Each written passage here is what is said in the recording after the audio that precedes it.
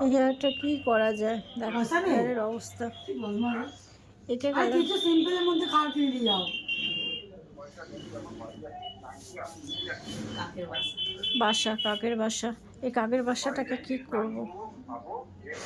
কি করা যায় তখন এসে দিয়ে যাও আমার খুব খিদে পেয়েছে। কি করবে বলো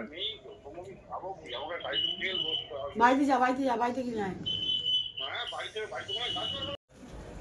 এই যে আমার চুলটা পুরো ঠিক হয়ে গেছে কি এসেছিলাম আর কি হয়ে গেলাম ভালোই লাগছে তোমাকে দেখাই যাচ্ছে না আমাকে দেখতে হবে আমাকে সবাই চেনে খুব সুন্দর হয়েছে দেখো কেমন হয়েছে